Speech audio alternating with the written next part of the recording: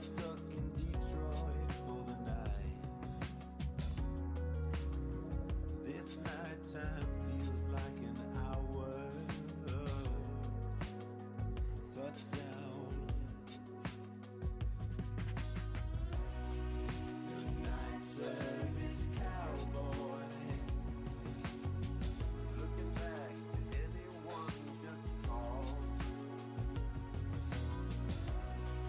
Your night service cowboy. Closing down once and for all. The night service cowboy. Looking back, did anyone just call? Your night service cowboy. Closing down once and for all. Ain't waiting around now.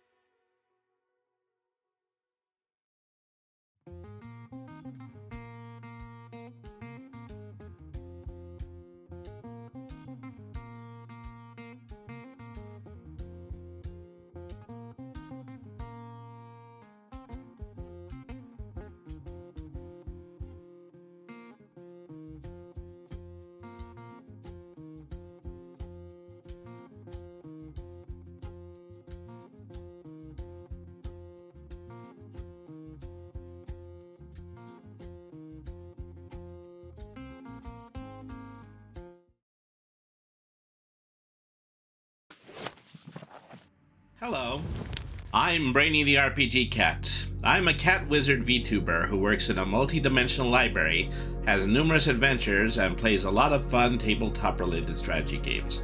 All here on my personal Twitch channel, twitch.tv/Brainy the RPG Cat. At least, that's who I am online.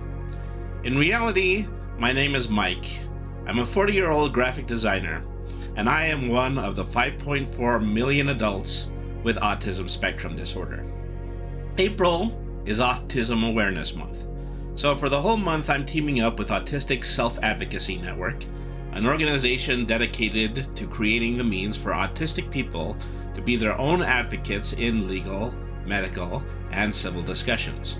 For the whole month of April, I'll be collecting donations up to $1,000 in order to fund the continued work of the organization, which seeks to make autistic people fair participants in all forms of public life. For a donation of any amount to ASAN through my channel, I'll be giving away a piece of fan art which is usable as a Windows and mobile phone background. Also, I will take the top 10 largest donations during the month of April and enter them into a random drawing to win the hand-colored original artwork that was used to make the wallpaper. Autistic people are your friends and your family. We have intelligences and talent that allow us to progress and go far in the modern world. But society has been severely limiting to us in terms of workplace discrimination and availability of appropriate access to therapies. ASAN is working hard to change that. So please, consider leaving your donation here during the month of April. Thank you.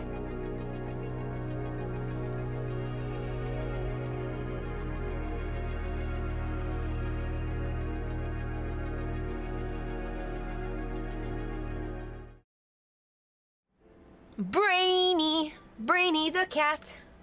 Brainy the RPG cat. It's a kitty cat.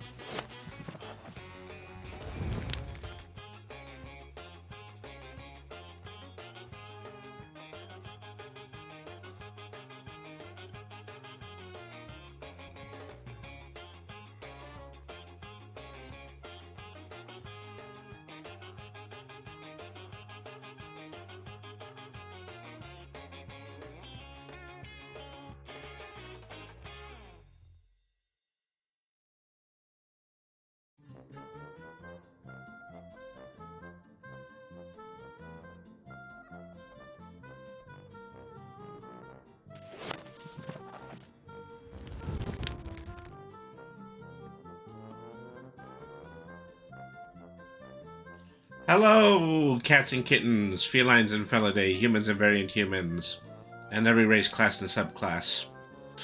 Welcome to another episode of Brainy the RPG Cat. Yeah, there he is. Yeah, slight problem, just getting on,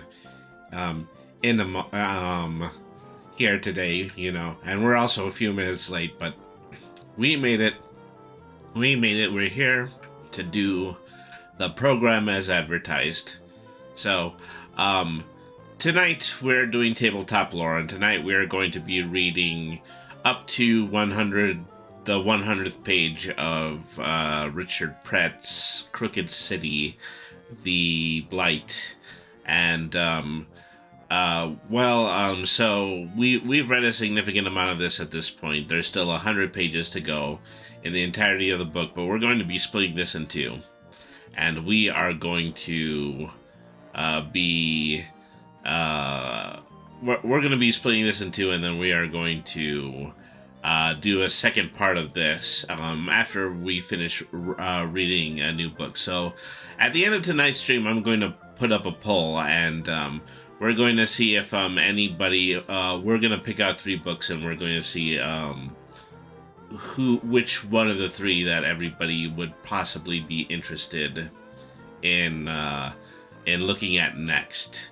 And we're going to be doing that at the end of the stream. In addition to that, there's a lot to be said about this month's campaign for Autism Awareness Month, benefiting Autistic Self-Advocacy Network.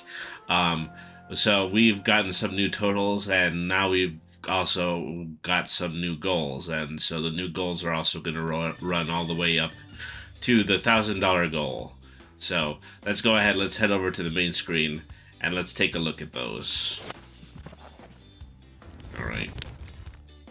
So, I'm going to have to take a half a second in order to put the browser window up too, but,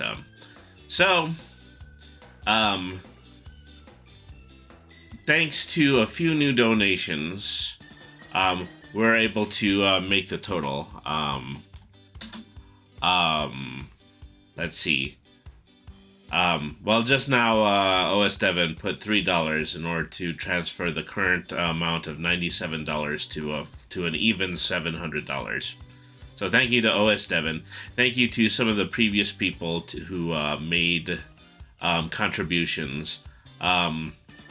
Cesar Prieto donated $40. Mr. and Mrs. Rowell, $60. Blanca Cervantes, $20. And Sonia Elk, $20. Thanks to all of those donations and the $97 added from the swear jar, we're now at $700, and now we have just $300 to meet our goal of $1,000, which is terrific. So, out of respect for this, I decided to put more goals up in the goals section, and so this is the number of goals that's going to lead up to the total number of $1,000 to the end of the stream. So, because we've managed to make it up past $600, we're committed to doing 3 episodes of WoW Classic at the end of the month. And we have a couple of permanent awards that we're going to need to do. One of them is that we're going to start eating Bean Boozled for every new donation that is going to be made to the stream. And the second thing that we are going to do is we are going to... we have raised the swear jar to $2, and it's going to stay $2 for the rest of the stream, so there's still an opportunity for me to match some money if you guys want to try to endeavor in order to make me say a bad word during the stream. But so starting at $725, I'm going to be committed to reading entire Shakespeare play on stream. And so that is just the very next goal that is going to come up, is that we'll do a future episode where instead of Tabletop Lore, I'm just going to read one of the works of William Shakespeare, and I also might get people to vote for that, most likely over Twitter. For $750, I'm going to do a series of arts and crafts streams where I model a Brainy Funko Pop after myself, and we'll just look into how that project is going to commit. So, but that's at $750. $800 is of course one more episode of WoW Classic. 825 will be that I'm going to release an RPG module via most likely going to be via Ko-fi or Drive-Thru RPG, and I'm going to offer it for free. And also I'm going to have people on Twitter vote for what the topic of that is going to be. It could be literally anything. It could be about waffles. It could be about the French Revolution. It could be about just anything that anybody can come up with. Yeah. If you guys are able to raise $825, then I will release that RPG module. I'll make it available for free, and then Twitter is going to pick out the topic, whatever it's going to be. 850, second glass of pilk. Okay, so we've already passed the $650 for one glass of pilk. We are going to be doing that this Sunday. And I will also post a notification about that. Is that why are we going to do it this Sunday? Because this Sunday the cameras are going to be on so that we can do an episode of Card Cat or Brainy. So it's a good time for me in order to also use that camera in order to mix a glass of yummy pilk, as OS Devin is saying. And so yeah, that one is on its way as well. So at $850, I'm going to do it again. Just another future episode. We'll get on cam and then we'll drink that glass of pilk. So for $900, I'm going to buy 3 card booster packs and then I'm immediately going to destroy them. So, just luck of the draw. Whatever I pull out from 3 booster packs, it really doesn't matter because I'm ripping all of those cards in half on stream. And so, probably a bit controversial. Somebody will get really mad if I actually destroy something that is actually worth some money, but that is going to be what's going to be at stake at $900. For $950, one of the crew members is going to host a stream, and I'm also going to be on the stream, but I'm only going to meow. And so, I'll arrange that with, some of the other members of Brainy's crew, but, effectively, they're going to be doing the stream, and I'm only going to be mad. And I'm going to meow. Sorry, I had a Freudian slip there. I was looking over at Devin again. He said, I promise I won't get mad, but I will be screaming internally. Yeah.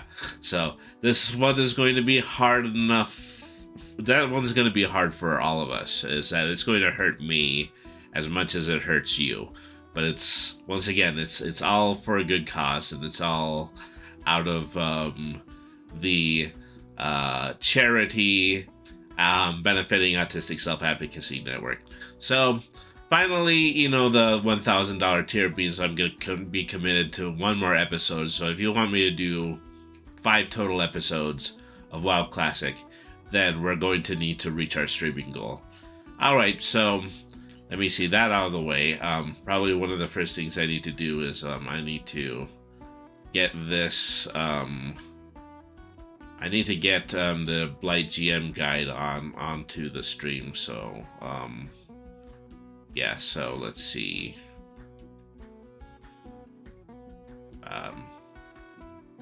No, that's not right.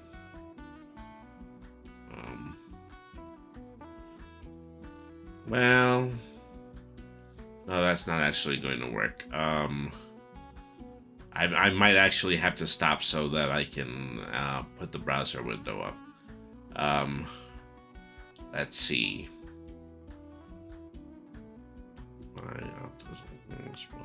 Google Chrome. Just a little bit of scuff here, but I think we've got it under control now. All right, so okay,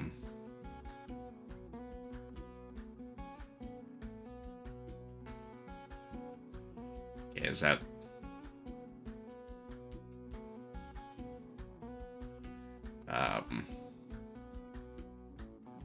No, not quite. Hang on a second here. Okay, there we are. Okay, that gets to be a little bit too particular sometimes.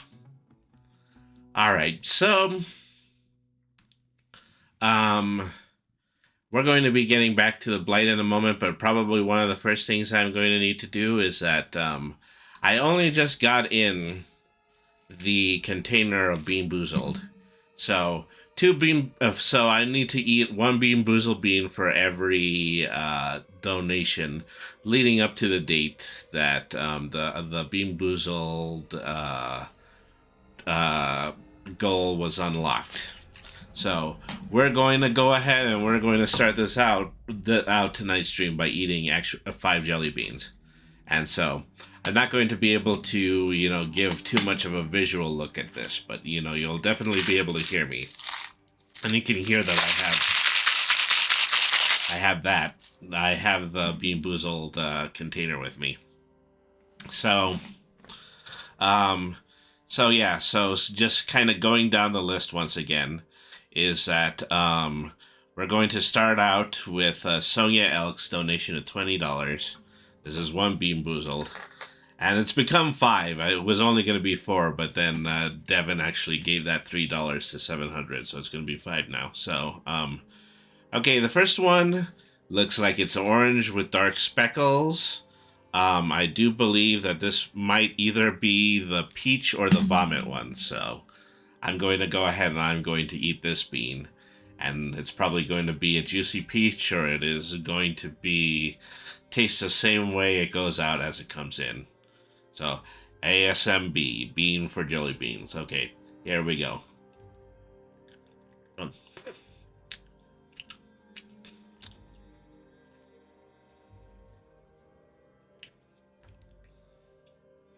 Tastes a little salmony.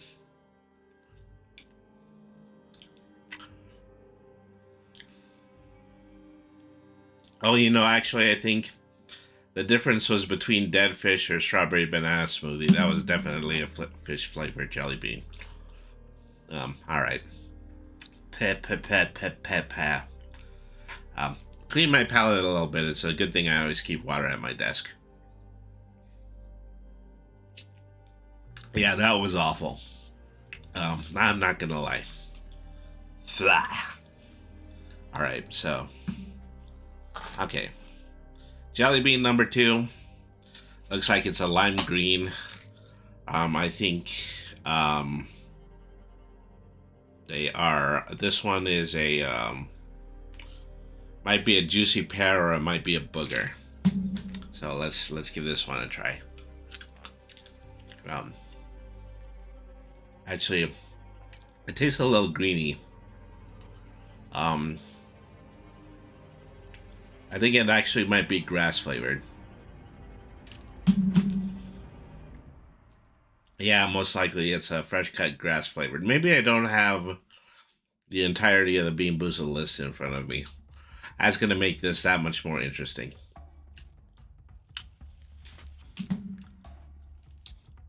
Beans 2, Brainy 0. All right. And so that bean was for Blanca Cervantes. Blanca Cervantes, $20. Thank you very much for your donation. This one is the bean for Mr. and Mrs. Raul, who donated $60. Let's see. Okay.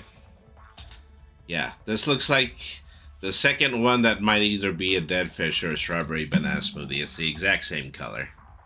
All right.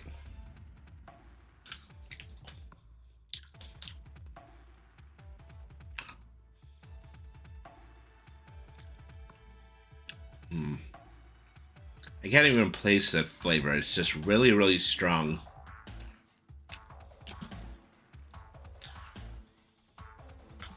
Tastes a little bit like pizza for some reason. And that is not one of the listed flavors. Doesn't taste like dead fish again. Maybe that was supposed to be the vomit one. I don't know.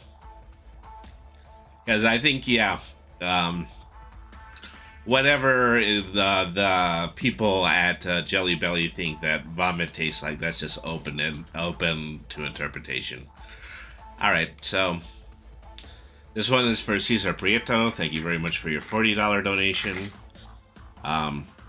Two of them came out. I will take them off, and then I'll probably eat the last two because there's still one more to eat for Devin's donation. Okay, so this one is light blue.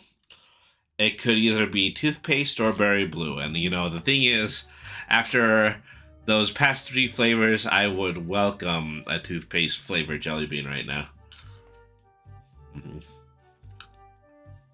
Yep, that was definitely toothpaste flavored. Devin says, I've had it. It's just minty. Yeah. Beans for Brainy Zero. Yeah. Not a good one in the pile. And that's a good thing because, you know, as the more bad ones that I eat, you know, probably the better that I will get to this one. Okay. Give the box a good shake. Mix it up a little. Okay, the next bean is, I think it's another green one. This could either be booger or juicy pear flavored. All right.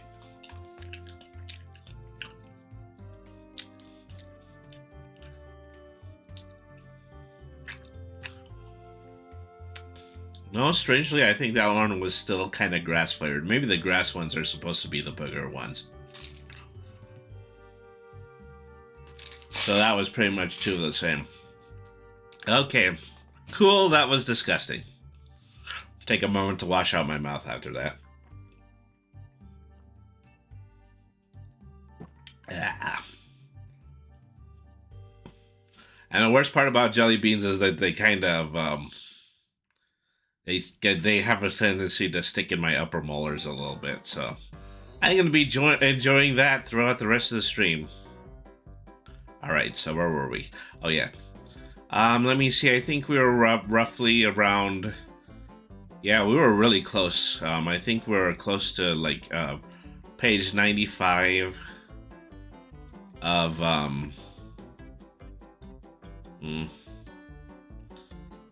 Uh-oh.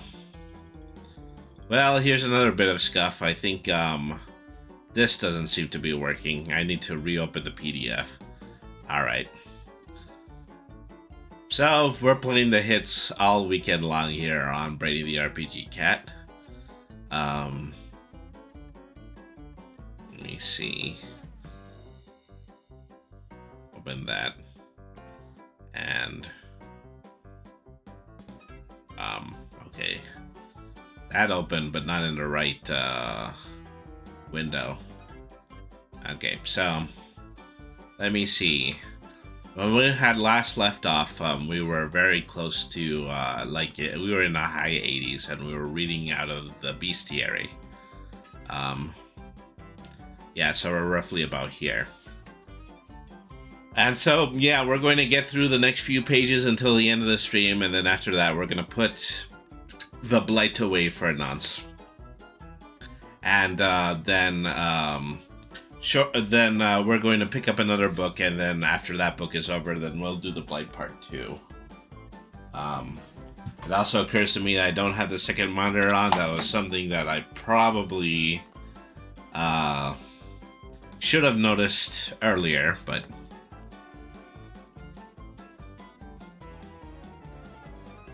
take a moment.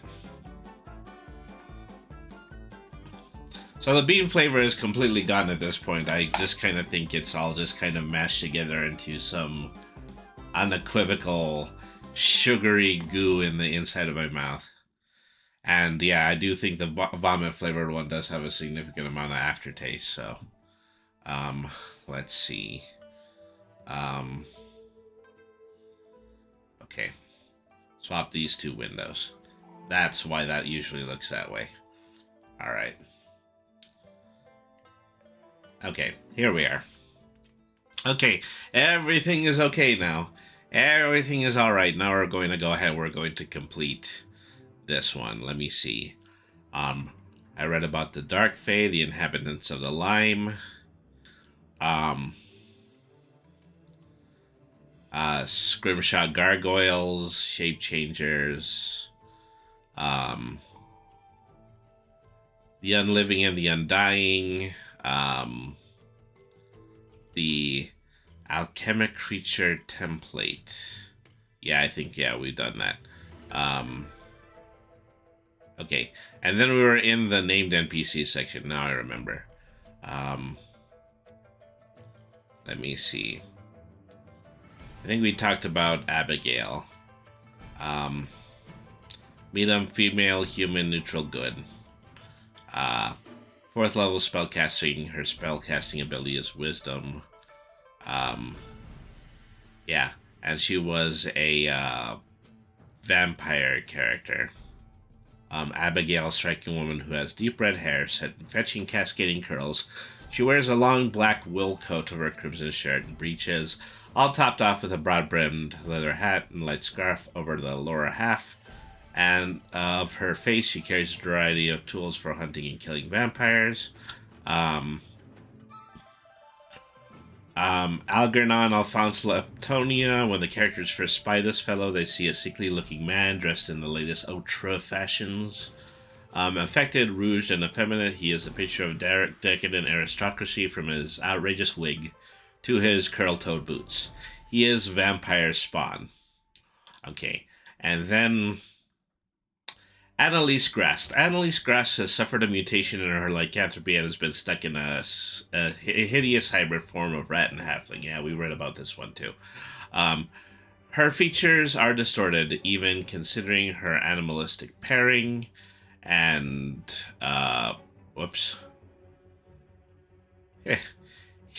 I thought this was all over, silly me. Alright. Her features are distorted and even considering her animalistic pairing, and appear to largely be the result of extensive inbreeding. Her curly blonde hair, delicate cheekbones, and ample bosom are repellent incongruities in combination with her pronounced snout and twisted fanged and slavering mouth, and her hideously mismatched eyes, one lazy and the other spaced almost to the side of her head like a fish. Beneath her dark armor, her skin is covered in light brown fur. Hiding from the vampires? I think I might have been hiding from the vampires. That's just kind of a little bit of a vampire diversionary tactic. First you grow 30 feet and then you retreat for the bottom half of the library floor. And it fools them every single time. Let's see. So yeah, we had read that one. Okay, so I think this is where we're in the new stuff. Ariana. As a monstrosity approaches its web, you notice that unlike other giant spiders, this one has a pair of diminutive arms and has an oddly shaped brain hump on its back. Large monstrosity, chaotic evil. It can shape change, use its action to polymorph into a medium creature, humanoid or beast, or back into its true form, which is humanoid. Its statistics, other than its AC, are the same in each form. Any equipment it is wearing or carrying isn't transformed. It reverts to its true form even if it dies. Innate spellcasting ability intelligence. Spider climb. The Ariana can climb difficult surfaces. Actions, bite, and web. And, okay, the Ashen Angler. And so the Ashen Angler has a one sentence description. It is a vast whale of the between. A gargantuan beast, an elder of the between, unaligned. 14 armor class, 315 hit points, and a swim of 40 feet. Echolocation. When it cannot use its blind sight, it is deafened.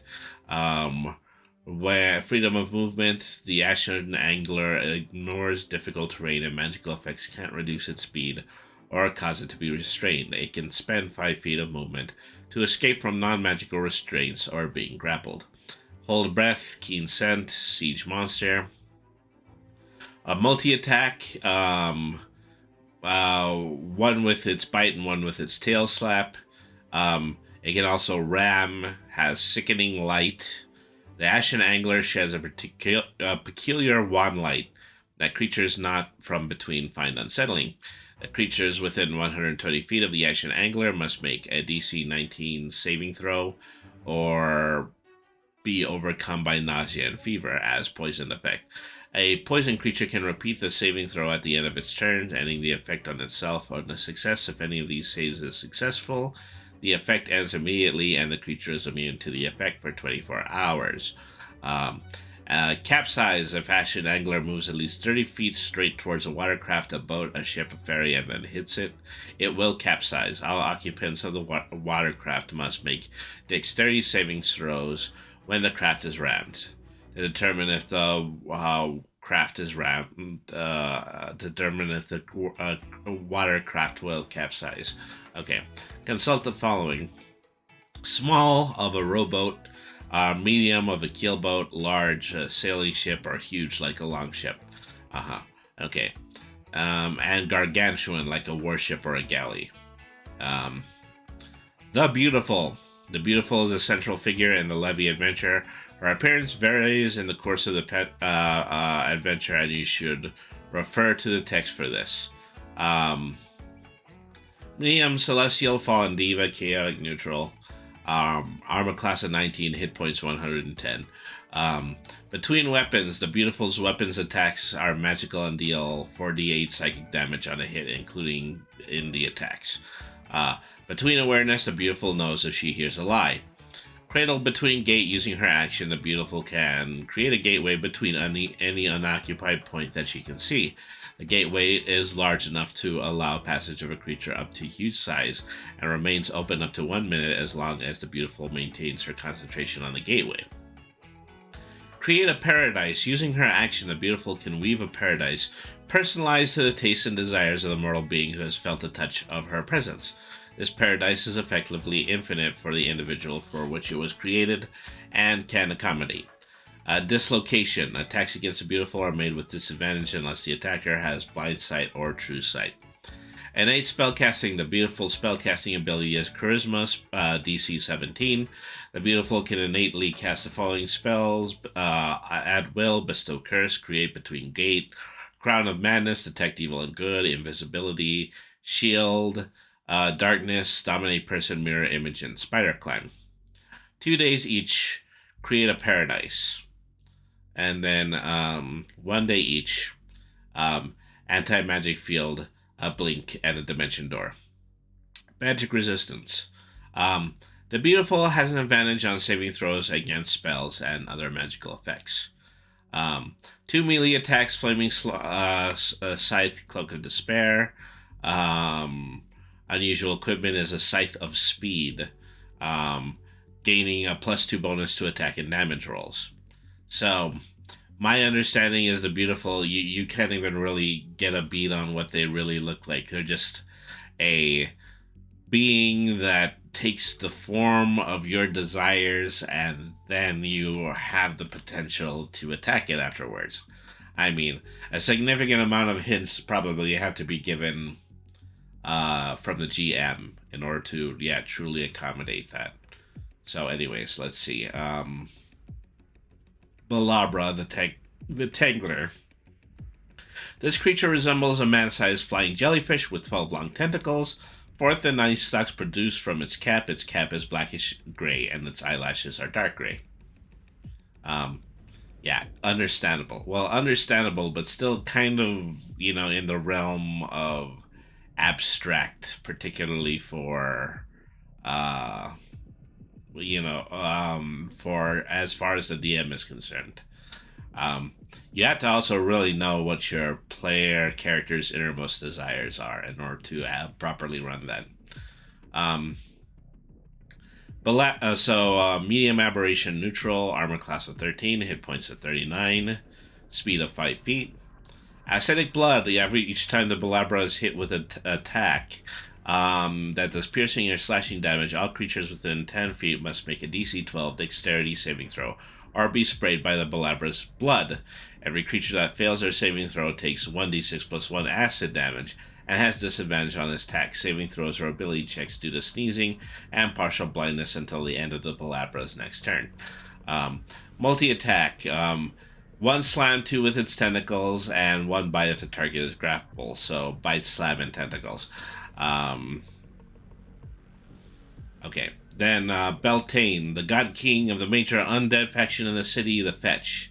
He is not countered in the course of the Levy adventure, but he is a major figure in the background weave of the entire city. Medium undead, lawful evil, armor class 16, hit points 144, and speed of 30 feet.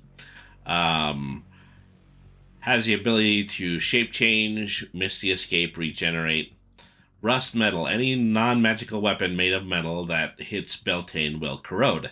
After dealing damage, the weapon takes a permanent and cumulative -1 penalty to damage rolls.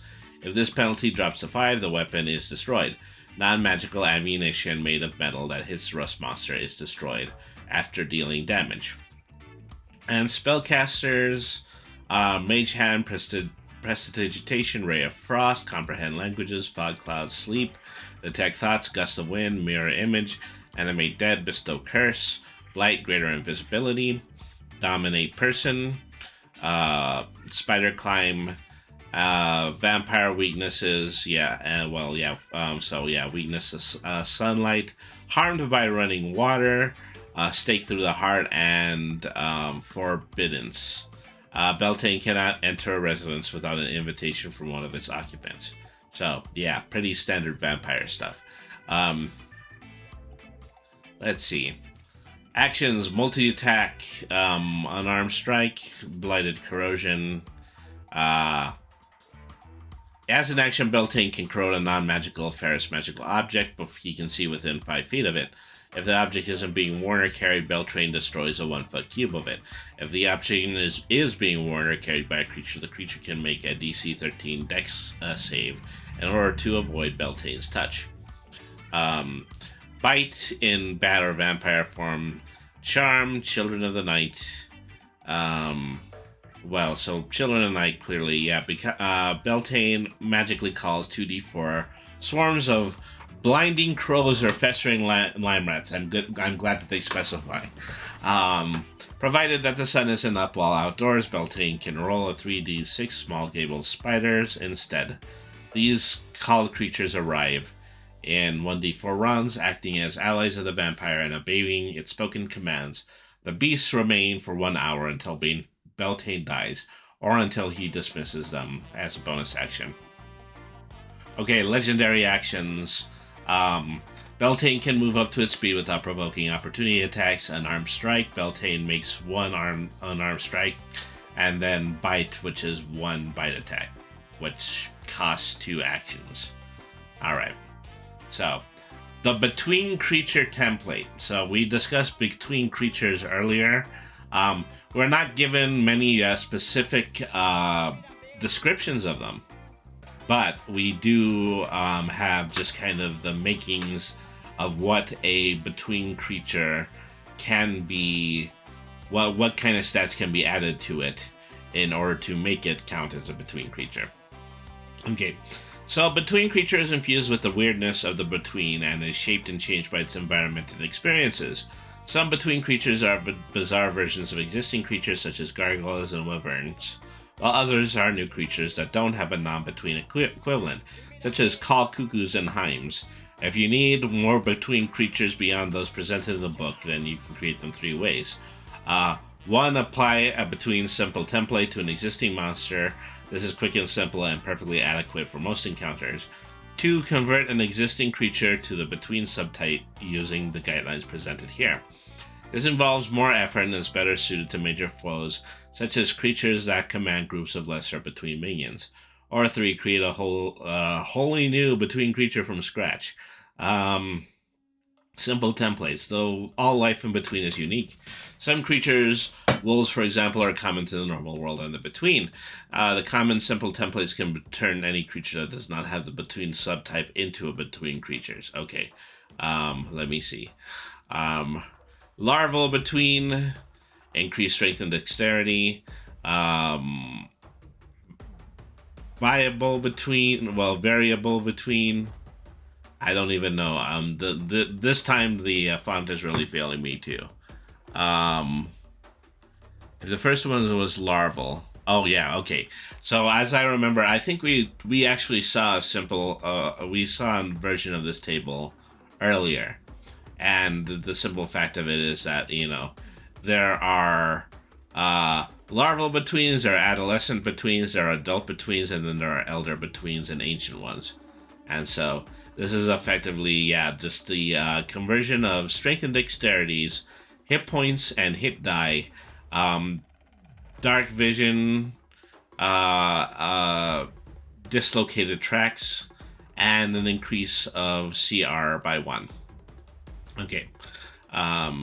So instructions on converting an existing creature. Most between creatures have the following abilities. They're already included in the between creature stat blocks presented in this book. Between creatures are hardly varied, so it is not a hard and fast rule that any between creature must have these traits or can't have others. Between age, many of a creature's statistics improve with the length of its exposure to between. Because a between creature cannot die of old age, even normally short-lived creatures can become quite powerful enough after centuries of exposure. These increases are divided into 5 age categories according to how long the creature has been exposed to the between: larval, naiadic, adult, elder, and ancient. Effectively, the ramp up is 1 to dexterity score, 1 to one any other ability score, 1 hit die, and 1 feat. Senses: larval creatures gain dark vision, elder creatures gain blind sense, and an ancient between creature has blind sight of 60 feet. A naiadic creature gains resistance to damage from non-magical weapons. An adult creature gains resistance to cold, force, and poison damage. An elder creature gains resistance to acid, fire, and lightning damage. An ancient creature gains are cumulative, so an ancient between creature has resistance to all but radiant damage and bludgeoning, piercing, and slashing damage from magical weapons. Yeah, these have the potential to become extremely tough, and you probably shouldn't be searching the in-between unless you actually prepare to have magic weapons with you. Magic resistance in adults has magic resistance. This increases to 2 per day for ancient creatures. Intelligence: if an animal's intelligence score is increased above 2, it gains the ability to understand and speak deep speech. Additional abilities: between creatures have abilities that reflect their habitat, history, environment, and supernatural nature. Adding 1 such ability per age category is a good benchmark, but it's not a hard and fast rule. These abilities can be adapted from other monsters, drawn from spell-like abilities, or new abilities you create. Let me see. 2 new abilities specially suited to between creatures are dislocated and distorted. Dislocated: the creature's form is made up of its memories, which shift and change. The creature is continuously under the effect of a blur spell. The creature can suppress or reactivate this ability at will as a bonus action. Distorted: a distorted creature's internal anatomy varies from individual and seldom makes any biological sense. Critical hits against that creature do a flat +1 damage, but don't roll damage dice twice. Don't roll damage dice twice. Okay, that's the biggest tongue twister we've had yet.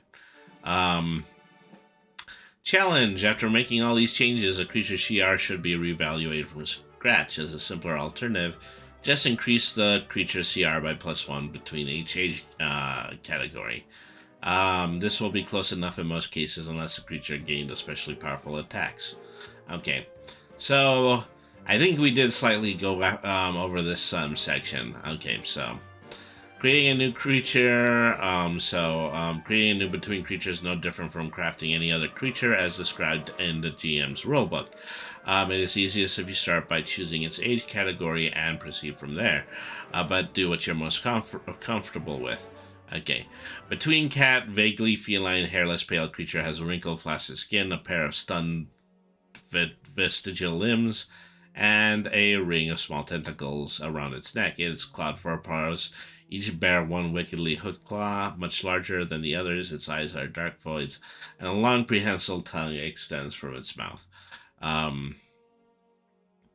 Cats are often enjoyed vaguely mysterious and sinister reputation throughout many cultures. and the between cat may be the most deserving of this reputation. Cat-like in name only due to its vaguely feline appearance, some scholars question whether between cats began as normal to cats and were changed through exposure to the between. Others think they're actual creatures of the between that managed to gain a cat-like appearance through their intimate contact with the mundane world, while some believe that there are some entirely unrelated species that evolve concurrently to resemble the more mundane species of cats. Whatever the case, it seems that between cats hold no special affinity for true felines and yet are able to move between them completely unnoticed by other cats without raising any alarm within their mundane cat forms. Whatever the reason for their existence and their relationship to mundane felines, between cats are one of the few creatures that enjoy seemingly complete freedom in between moving between the natural world and the in-between. Feline scholars. While their full agenda is not known, two facts about between cats are recognized amongst the most learned scholars.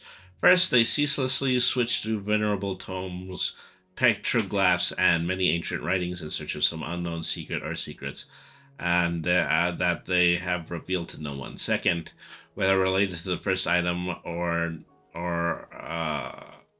not, between cats seem to completely unmake reality for their own hidden reasons. Null-tropic damage from their claws, amplified by the presence of other between cats, induces a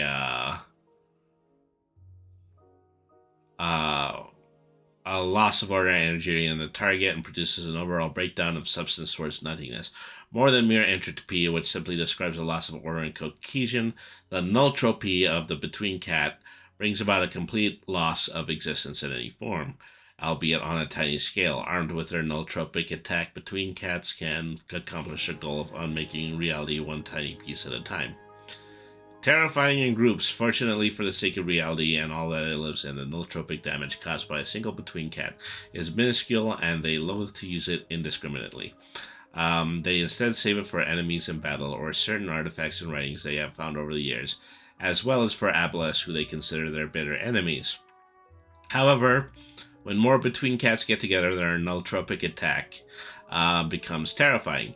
Thankfully, no one has ever reported encountering more than 56 between cats in one place. I mean, that is to say, somebody has encountered exactly 56 between cats in one place. There is speculation, however, that if more together, even the nulltropic damage they would cause would continue to scale in an ever-accelerating degree.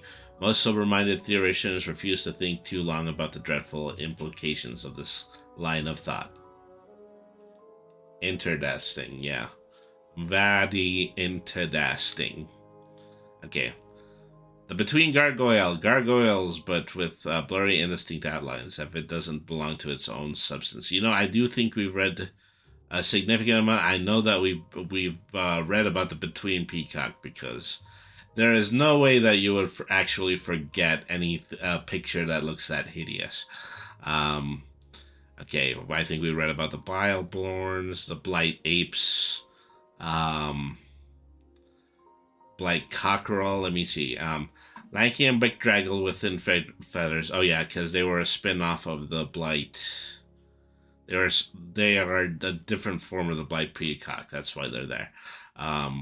Blight Cockerels, Blight Monkeys. Yeah, we read about those. Let's see. The Body Snatcher. Yeah, we read that one too. The Brain Rat. Brain rats are indistinguishable from normal rats, but are highly intelligent with strange mental powers. And that kind of says it all. Yeah, that's really the depth of the description on that one. A broken creature not born, instead cruel techniques of coercive persuasion applied over time systemically strip away until it unquestionably accepts the instruction of a master. So yeah, effectively any creature, but a creature that has actually been turned to become a permanent servant of a master. Any living creature with intelligence 1 or higher can be broken, with the exception of familiars and animal companions. Constitution increases by 2, wisdom declines by 2, has proficiency on advantage in constitution saving throws. A broken creature responds to its controller if under the effect of a dominated monster spell that can't be dispelled or broken. There's no telepathic link. Commands must be issued verbally, visually, or orally. Creature never makes a saving throw to end the effect, even when it takes damage. Okay. Broken Fae, horrific creatures, individuals with different possible appearances. And that's really the extent of it. Just kind of just a broken form of a fairy creature. I think that's what they're implicating. Canary, the tiny songbird, has feathers of pale yellow with a slight greenish tinge and streaked with gray and brown on its back and wings. I think, we did go as far as this one. Because, once again, it's really hard to forget some of these pictures. The Call Cuckoo and the Call Cuckoo Sire. Well, actually, there's one before this. Okay, the Caryatid Column, an exquisitely sculpted and finished statue of beautiful female warrior, long sword in her hand. Well, effectively, just a living statue possessing a longsword and immunity to magic. Also, the ability to shatter weapons. The Call Cuckoo and the Call Cuckoo Sire. This is no ordinary human child, but an infection, something that leashed upon a living babe whilst in the wound and smothered it, becoming something partly human and partly from between. Its form is fluid, oily almost, and the disturbing mixture of human and slug is revolting to behold.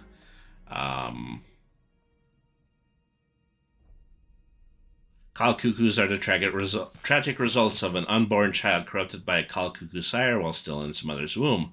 When birthed by its human parent, a Call Cuckoo is tiny, but otherwise has all of its normal abilities. A Call Cuckoo has a 50% chance of being in either of its two forms at birth.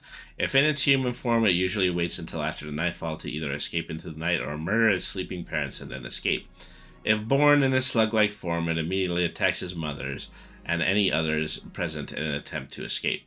Though the birth of these creatures is a rare occurrence, there is a reason that many old midwives carry a bag of salt with them whenever they attend a new delivery. A Call Cuckoo Sire, a creature is a pallid pupa no longer than a finger with a tiny twisted humanoid face. So this is basically the tiny slug that eventually becomes the Call Cuckoo. Call Cuckoo sires are the progenitors of Call Cuckoo. They spend the majority of their lives stealthy searching out pregnant human females to infest so they can corrupt their unborn children into Call Cuckoos. Yeah, the time knife. We've all seen it. Those of us who have seen it are probably remembering a timeline in which they didn't. It's really, really complicated.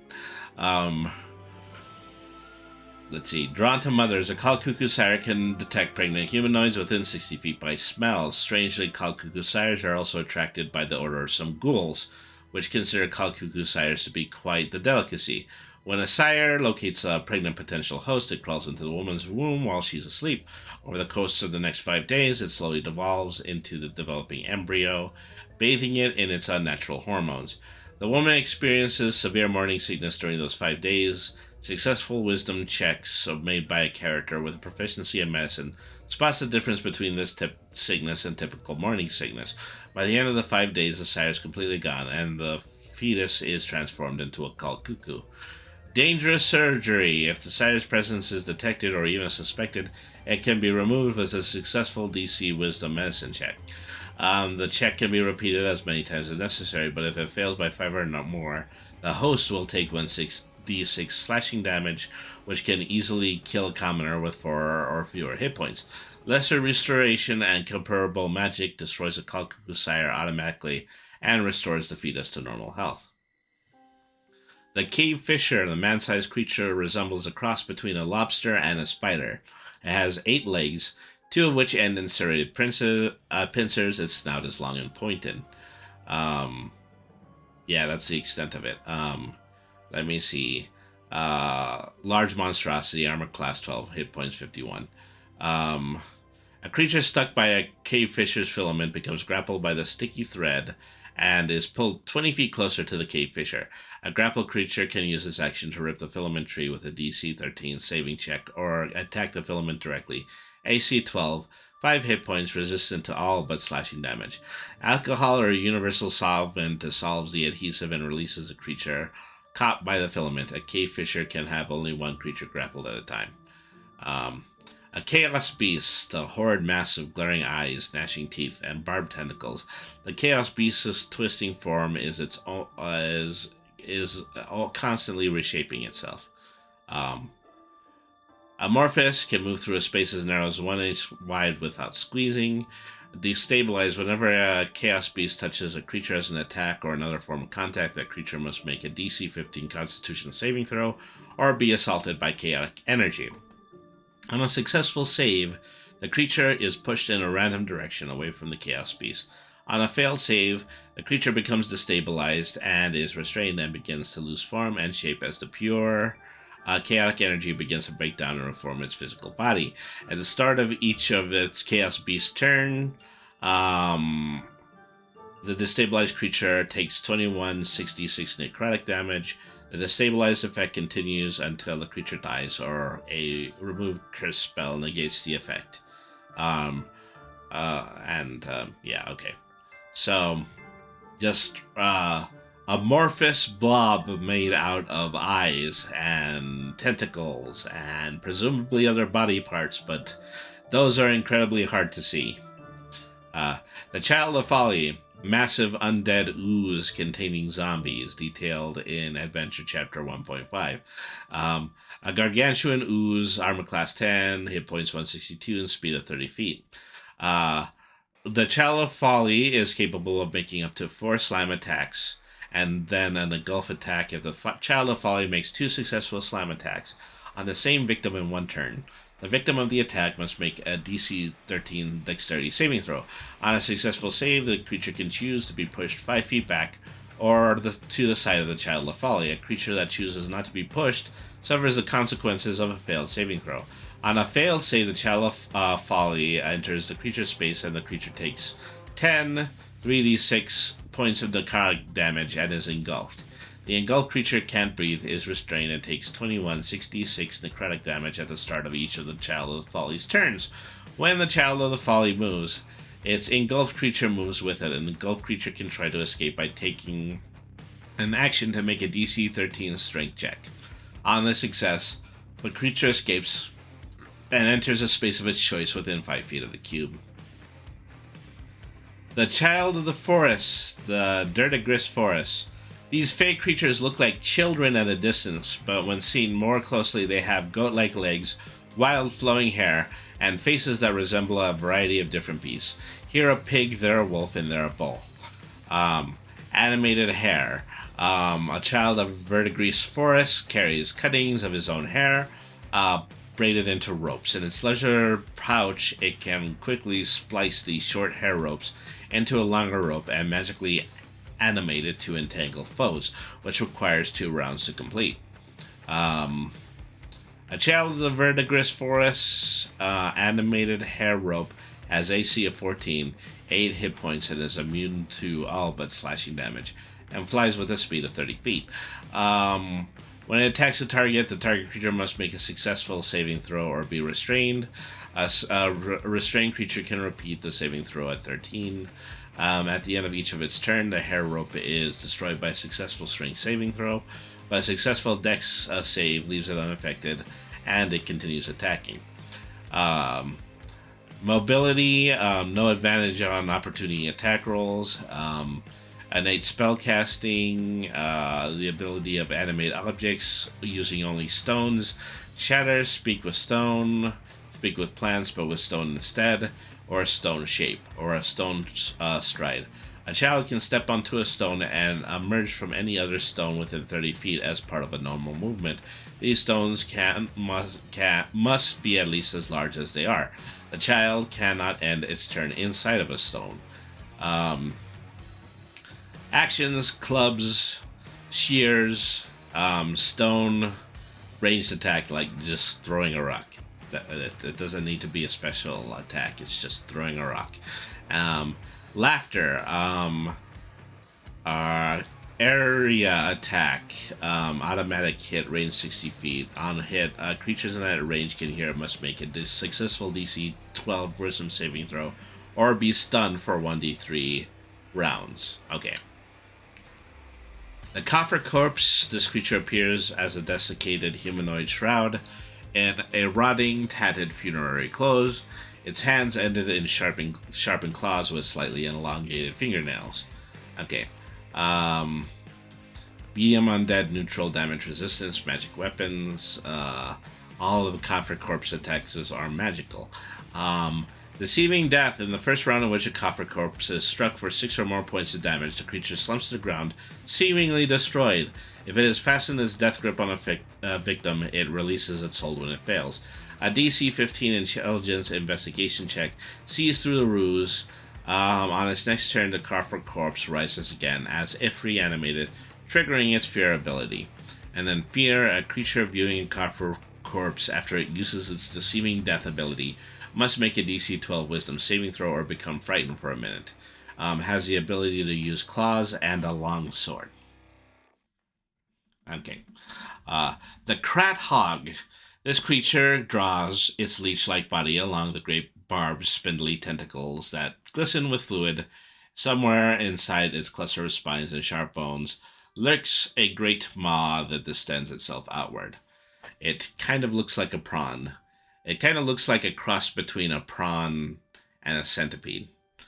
Okay, so huge aberration, neutral evil, armor class is 16, hit points is 123. Acidic trail, the Krat Hog's skin exudes a layer of acid. The coating leaves a slimy trail behind the Krat Hog similar to a slug's trail. All spaces that the Krat Hog occupied since its last turn will retain this acidic coating. Any creature that enters or starts its turn in such a space takes 1d6 acid damage. At the start of the Krat Hog's turn, all previously acidic spaces become safe. Or blending skin. When at rest, the Krat Hog shifts the color of the flesh to blend perfectly with the surrounding terrain. While motionless, the Krat Hog is invisible. Okay. The Krat Hog attacks twice with tentacles, then either bites twice using its descented bite once. So tentacle, bite, or descented bite, which does 1d12 plus 5 piercing damage plus 1d10 acid damage. The Krat Hog are octopod horrors that had their origins at the exits of large city sewers emptying into the sea. The mixture of alchemical fluids, waste products, and other toxins caused mutations in the sea life that grew into the area until new species spawned and bred true. So, I was right. It was a, it is a prawn. The Krat Hog began to gain an incessant drive to reproduce, a deeper understanding of their surroundings, and a greater intelligence. A Krat Hog seeps a corrosive acid from its porous flesh. Its tentacles move with eerie quickness to grasp its prey and pull it towards its descended jaw. These jaws are hinged on a flexible tendon that allows the Krat Hog to contract a coiled muscle and launch this set of jaws outward to burst from its clustered mouth. The creature is able to blend into its surroundings like a chameleon. It moves almost totally silently but leaves a slimy trail, which in itself is acidic and dangerous. A Krat Hog is incredibly strong and stealthy, known to climb onto ships to feed on unsuspecting sailors, dissolving their flesh with its acid. Their intelligence allows them the insight to use their special abilities as ambush hunters. They tend to hide in crooks of old harbors and lie in wait until a fisherman ventures past. Krat Hog are not only cunning, they are incredibly cruel. They delight in mutilating or tormenting prey and disfiguring opponents with their acid. Why they do this is open to conjecture, but many scholars believe that Krat Hog are somehow spawned by the influence of Between, and that they seethe with the inherent injustice of those who have died in the river, particularly those who have suffered from its acidic toxins. So, this is this is probably one of the funniest words in the book so far. Scourge. Crirge. Maybe it's a courage. But yeah, there's no way that first R isn't silent. Magically mixed hybrid of a crow and a sturge, having the head of a crow and the proboscis of a sturge. Tiny monstrosity, hit points, armor class 12, hit points are 3, and speed is 10 feet. So basically, this is basically some variety of half insect crow. that probably, drains blood using proboscis, and this one, indeed has the ability of blood drain. Melee weapon attack, hit is 5 1d4 plus 3 piercing damage, and the cringe attaches to the target when attacked. The call it a cringe. The surge attaches the target. I should be calling it a courage. A courage. While attacked, the courage doesn't attack. Instead, at the start of one of the courage's turns, the attack loses 5 1d4 plus 3 hit points due to blood loss. Yeah, it's courage from now on. It's too hard to pronounce otherwise. The courage can detach itself by spending 5 feet of its movement. It does so after it drains 10 hit points of blood from the target or the target dies. A creature, including its target, can use its action to detach the courage. So, we're seeing an interesting mixture of both NPCs and just random monsters in the BC area. Okay, the Crown Prince Clovis. Ancient Clovis, the husband of Princess Genevieve, has designs upon the throne and uses his sorcery to aid his efforts. He makes pacts with devils to further his ends, and it is rumored that he has sold his soul to the devil. Clovis is a member of the Great Coven. Medium Ariana in human form, neutral evil. Armor class of 12, 15 with mage armor, hit points is 49, and speed is 30 feet. Shape changes, spider climbs, spell casts, multi attacks, bite in spider form. So yeah, typically it's shape changing into it says either a rat humanoid or a giant rat, or back to his true form, which is humanoid. Okay, so bite in spider form, dagger, web in spider form. Nothing specific when it comes to his rat form, so who knows about that. The Crown Prince Justice Cornlord. Cornlord is the town bridge ruler who uses poisons and spiders to aid his advancement. Human form, Arcana, neutral evil, armor class 15, hit points are 78, and the speed is about 30 feet. Okay, so assassinate. On Cornlord's first turn, he has advantage on attack rolls as long as the target has taken a turn. Any hit against a surprise target is considered a critical hit. Evasion. If he's required to make a dex saving throw to take half damage, he takes no damage on a successful save. Shape Changer can use his action to polymorph into a spider humanoid or a giant spider. Sneak attack. Cornlord's attack deals an extra 13 damage when he hits with a weapon attack. And he has attack advantage on the attack roll. This is just an incredibly strong fighter, this one. Spider Climb and innate spell casting. Multi-attack, bite in the spider form, short sword, and a light crossbow. And also a web in spider form only. Okay. Crown Prince Rorth. This is like a royal family of giant shape-shifting spider creature. At least I'm assuming. Actually, this one doesn't seem to have a shapeshift, so let's see.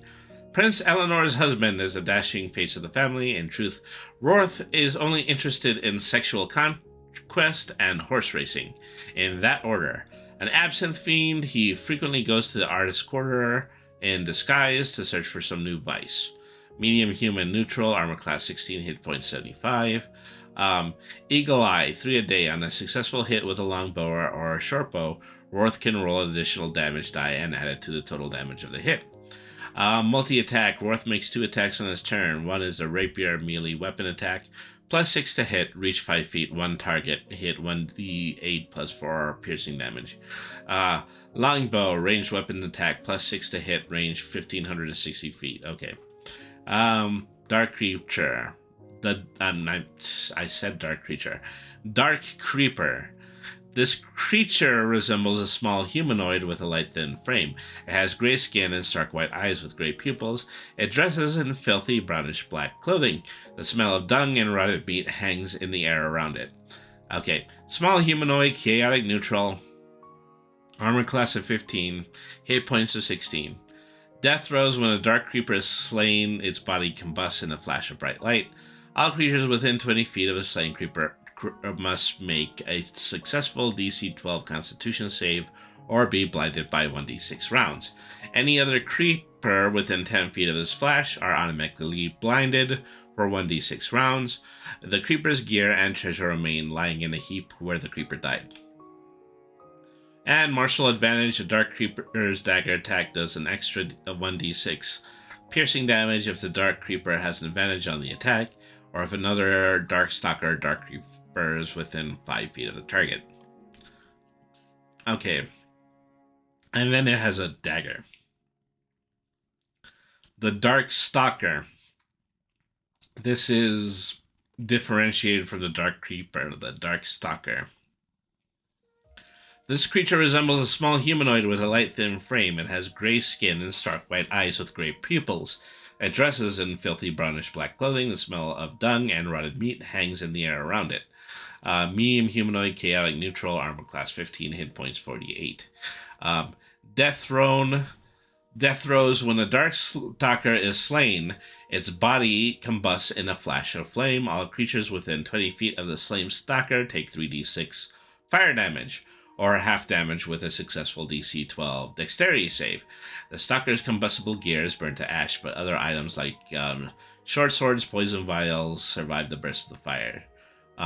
Martial advantage, a short sword attack does an extra 2d6 piercing damage if the Dark Stalker has advantage on the attack. And innate spellcasting. A Dark Stalker's innate spellcasting ability is Charisma, and it can innately cast the following spells at will: Darkness, Detect Magic, or Fog Cloud. So, multi-attack, it attacks twice with its sword charge, probably holding a short sword in each hand. Okay. Demoriel. Okay. The Demoriel is a very attractive female with raven black hair, coal black eyes, amber skin, and a shapely form. Small bat wings protrude from her shoulders and tiny horns jut from her forehead just above her eyes. She sounds like Morrigan. Demoriel, the twice exiled seductress, shadow ruler of Casterhage. This is probably a specific one. Large fiend, devil, lawful evil, armor class of 18, hit points are 231, and speed is 30 feet and fly is 60 feet. Enrapture. Any creature hostile to Demoriel that starts its turn within 20 feet of Demoriel must make a DC 20 wisdom saving throw. Unless Demoriel is incapacitated on a failed save, the creature is paralyzed until the start of its next turn. If a creature's saving throw is unsuccessful, the creature is immune to Demoriel's enrapture for the next 24 hours. Hellish Weapon. Demoriel's weapon attacks are magical and deal an extra 13 3d8 acid damage on a hit. Legendary hit resistance, magic resistance, innate spell casting, attacks with a multi-attack and a longsword attack. So that is a longsword. That is a two-handed weapon, and they are capable of attacking with it twice. That is very scary. Okay, legendary actions. Demoriel has access to 3 legendary actions she may choose from the options listed below. Only one legendary action can be used at a time and may be used at the end of another creature's turn. At the start of her turn, she regains the use of any spent legendary actions. Die Laughing. Demoriel casts Hideous Laughter. Well, in 3 actions, so I guess, yeah. That's not spell-based, that's really just they're capable of casting Hideous Laughter 3 times. Reaver attack, Demoriel makes a melee attack with a Reaver, or teleport. Demoriel magically teleports up to 120 feet to an unoccupied space, along with any equipment she is carrying or wearing. Okay. Reaver is Demoriel's finely handcrafted unholy longsword. Those that wield it gain a +2 bonus to attack and damage rolls made with its weapon, which deals psychic damage instead of slashing damage. When a celestial creature takes damage from Reaver, it suffers an extra 1d8 psychic damage. The sword emits a dim purple light in 15-foot radius. You're making me want to fight this creature for the sole purpose of wielding its sword afterwards. De Morrigan. Yeah, De Morrigan. Demoriel was once a powerful angel that made her home in the heavens among the other angels. So, yeah, we're not describing her sword anymore. We're describing her. Um, in the celestial hierarchy, she was a member of the cherubim and served alongside Gabriel, Raphael, and Ophiel. During the unholy schism, she sided with Lucifer and aided him by seducing another cherub, wherein Lucifer caught the angel unaware and murdered him on the spot. When Lucifer was thrown down from the good line plains, Demoriel was beside him, cast out for the sin of slaying another angel and spilling the blood of an angel in the outer plains. When Lucifer envisioned hell, Demoriel envisioned herself on the throne next to him, serving as Hell's queen. Unfortunately for her, she became one of his many concubines, but never his bride. For the great uprising occurred in Hell, and the other archdevils moved to destroy Lucifer and his court. When Lucifer was removed from Hell's throne and took up in residence in a pocket plane called Infernus, Demoriel followed. Once again, she was denied her place on the throne next to Lucifer, as he took a devil named Shabiri as his consort. Although Demoriel remains ever loyal to Lucifer, she does not trust nor like Shabiri. From now on, she waits until her time comes when she can discredit or destroy Shabiri and replace her as Lucifer's consort. Though Lucifer no longer rules Hell, Demoriel still serves him unswervingly. She follows no other, though she is more than willing to lead other creatures to their demise by feigning loyalty to them. She has a particularly vile hatred for Celestials more than other devils, it seems, and enjoys corrupting and destroying them. Demoriel attacks with her spell-like abilities, attempting to charm the spell-like abilities and longsword, reaver or summons other devils to fight for her when she maintains a position away from the immediate fight. The denizen of Leng. So yeah, this is another one. L-E-N-G, Leng. Denizen of Leng, the men of Leng. Wrapped from head to toe in tattered leather robes, this creature appears almost human. The longer one looks, however, the more one appears aware of the strange and terrifying realities beneath the facade. Denizens of Leng are more fully detailed in 5th edition Foes by Frog God Games. Okay. Denizens of Leng, medium aberration, chaotic evil, armor class 16, hit points 85, and speed of 40 feet. Has regeneration at the start of its turn. The Denizen of Leng recovers 5 lost hit points. This ability fails to function only if the creature is utterly cut off from Leng, i.e. if its ability to plane shift is negated.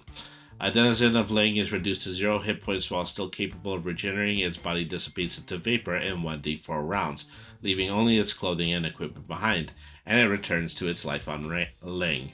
A sneak attack, spell-like abilities, using charisma as its casting abilities. Let me see, that's detect thoughts, hypnotic pattern, levitate, minor image. Multi-attack, bites once and attacks with claws, which is bite and claws. Okay. Devil Hellstoker. So I think we're gonna go through the pantheon of devils right about now. Okay. Those exist in PF. What is PF? What's the full word of that? Because I'm not entirely versed on that. Okay, the devil, the Hellstalker. Oh, Pathfinder. Okay, yeah. So as we know, this is a converted Pathfinder guide. So yeah, naturally they just kind of put the modified Pathfinder creature into this book. Okay.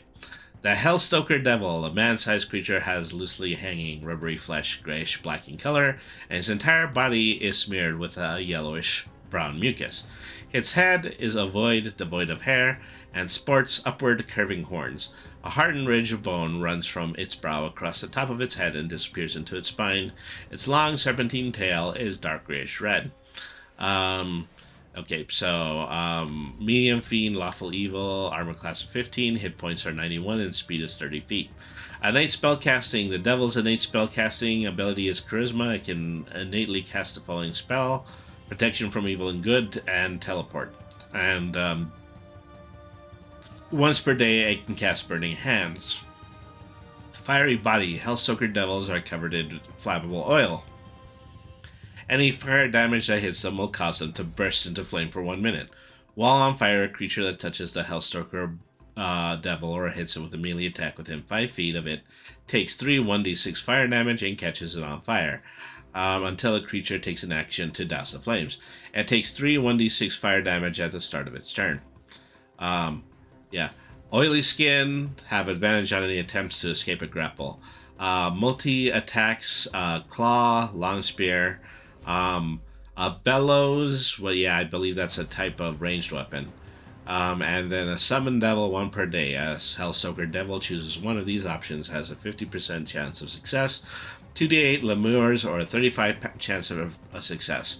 1 Hellstoker Devil. Any devil summoned acts as an ally of the Hellstoker Devil, remains for up to 1 minute, and cannot summon any more devils. Yeah, right on. That makes sense. I forgot about that. Okay. The Lilin Devil, a beautiful, well-proportioned woman with crimson skin, stands before you. Her eyes are dark, almost black as her hair. A pair of small bat-like wings protrudes from her shoulders. This guy really has a thing for the bat-like wings on the shoulders. She wields a gleaming longsword in her hand. Alright. Saving... medium, Fiend, armor class 16, hit points are 70 feet. Innate spellcasting, charisma, at will, charm, person, or misty steps, and 3 days each the ability to animate the dead. Multi-attack, 2 attacks either with claws or a longsword, or a combination of both.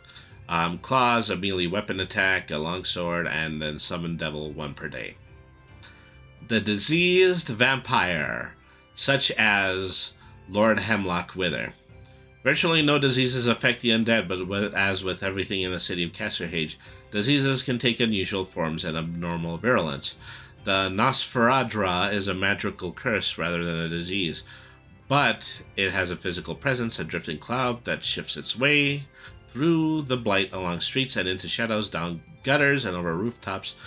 It is neither extensive nor particularly contagious, but the vampire Hemlock has been unlikely enough to be infected by its influence.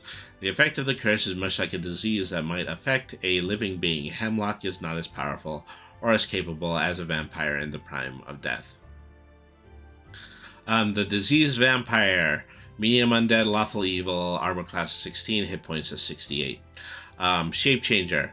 It can morph into a tiny bat or a medium cloud of mist, or back to its true form. Misty escape.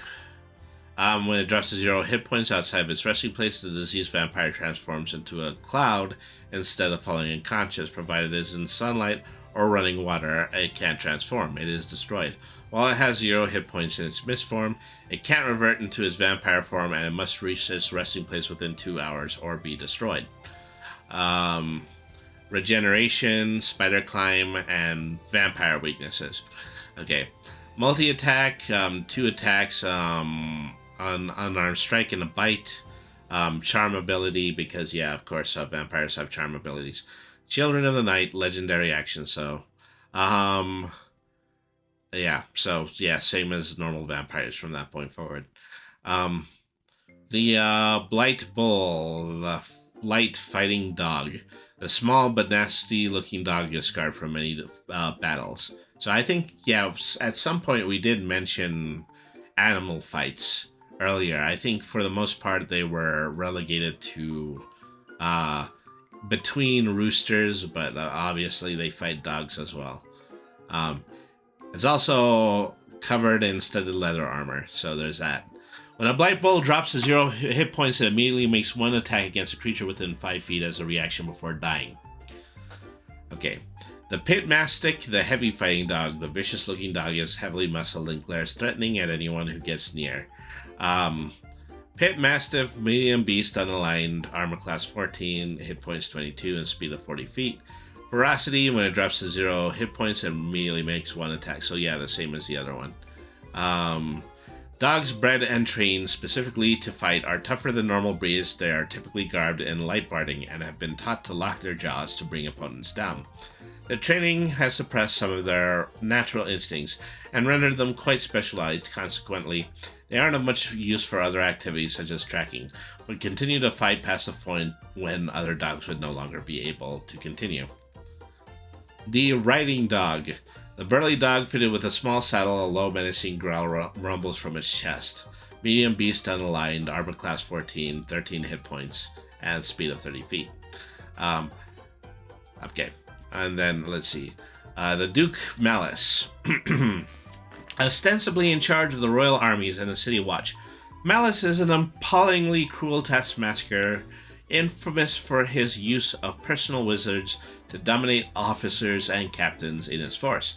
Capable of outrageous acts of cruelty, the stories of Malice are frequently told in taverns and gin houses up and down the city.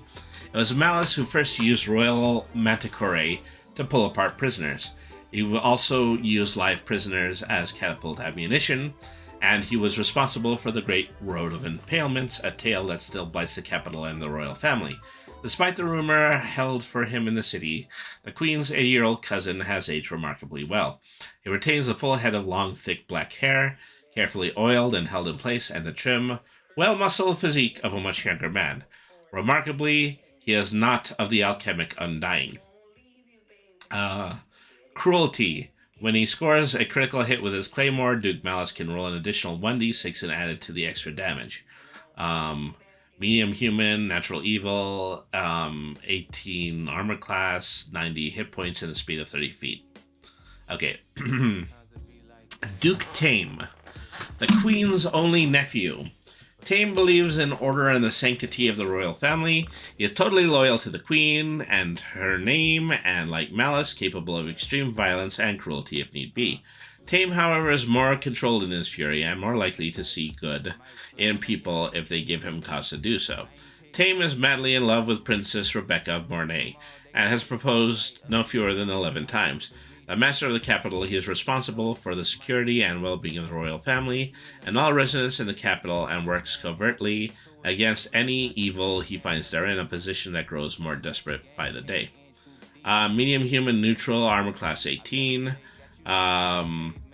Okay, so spell casting, blast, divine favor, heroism, wrathful smite, aid, and branding smite.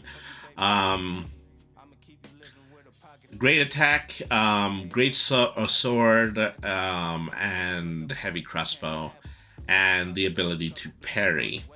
Okay, so Eleanor Shank. Eleanor Shank is a member of the Thieves Guild and a pivotal figure in the Levy adventure.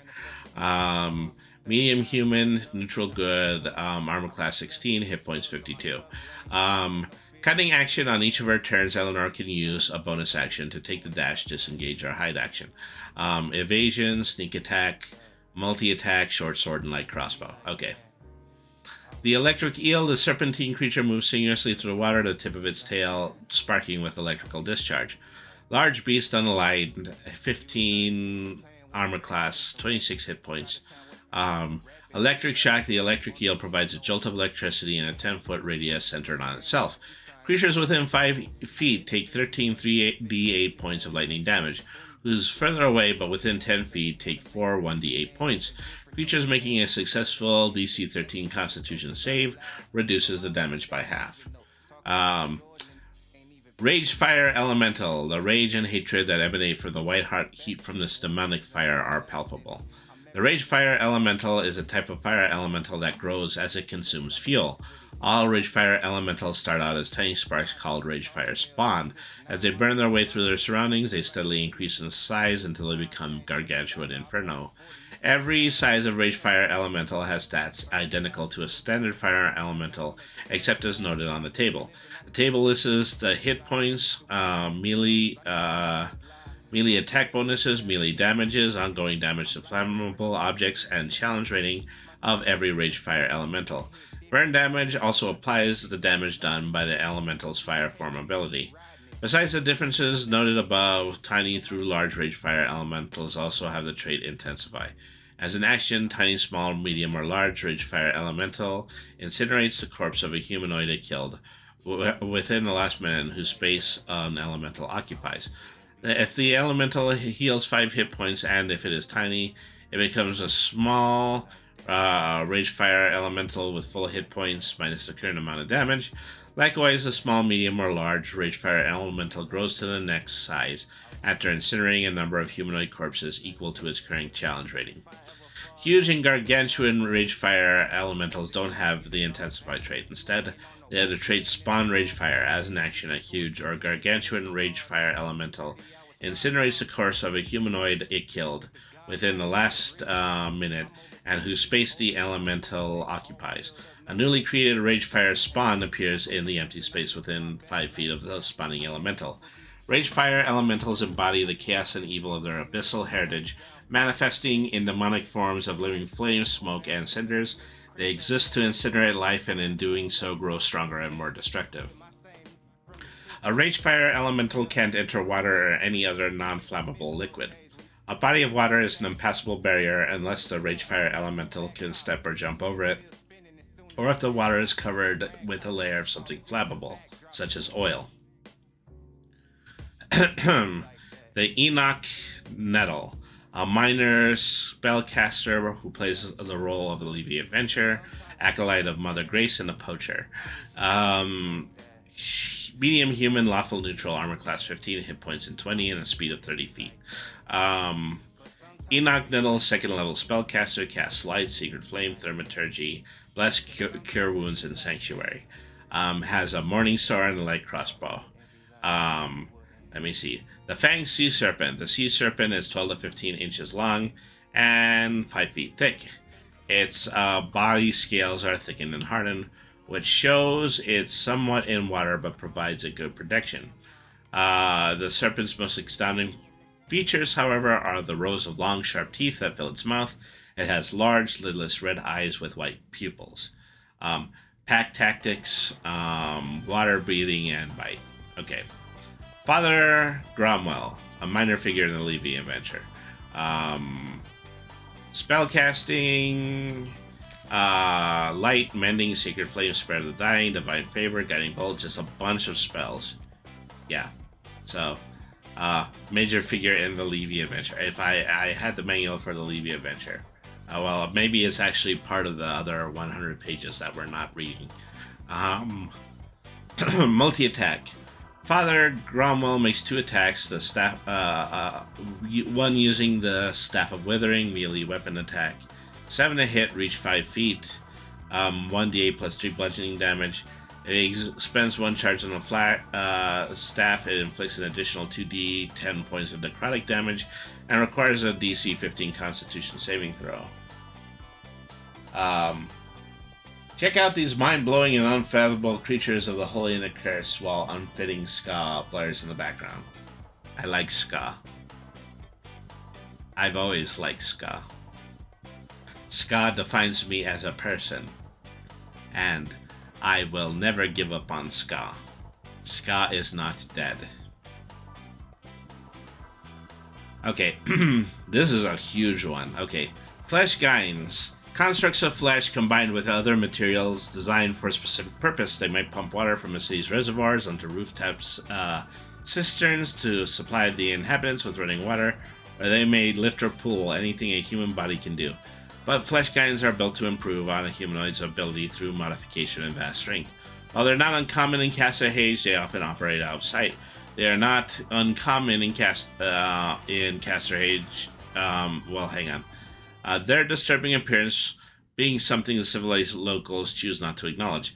They can be heard, though, their steady, stormy breathing, the asthmatic wheeze behind a gate, the slithering of faceted limbs between the floors.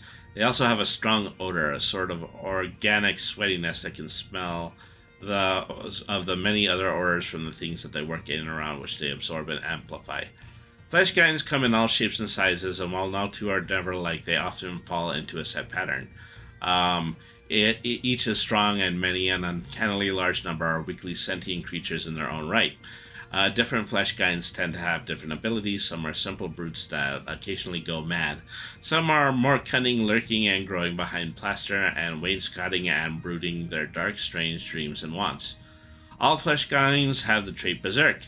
Every time a flesh gine is injured in combat, roll D100 if the result is less than or equal to the total number of hit points the flesh gine has lost so far in the combat.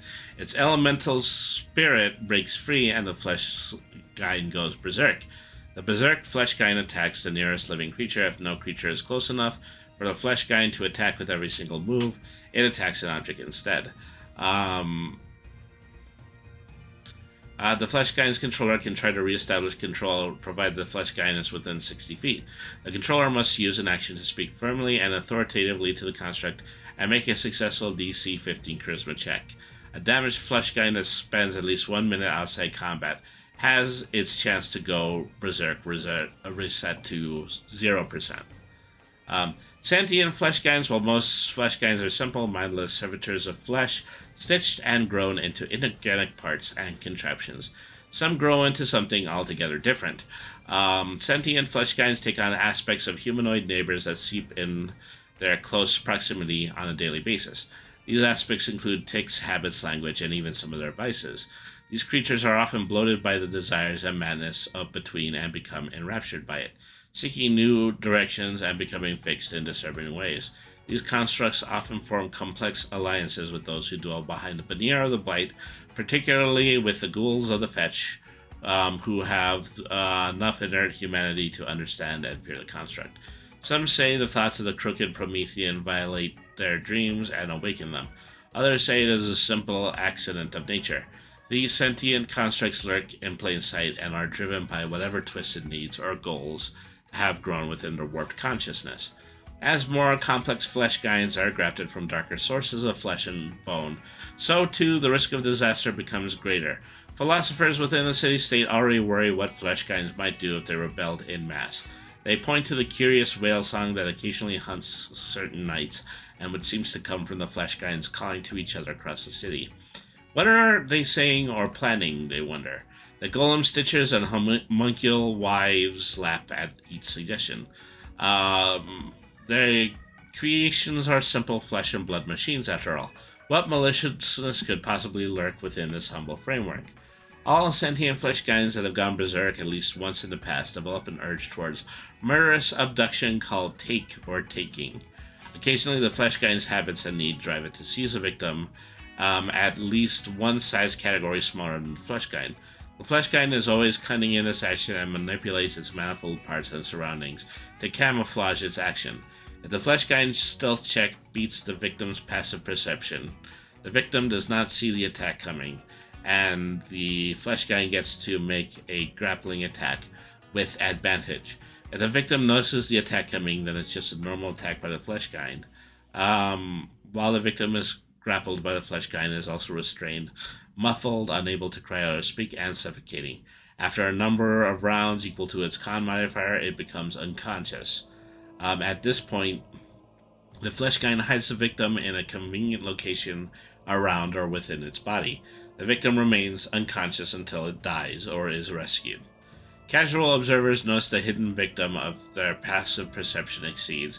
Anyone specifically looking for a victim taken by the flesh guide must win a contest of their perception against the flesh guide's stealth or deception.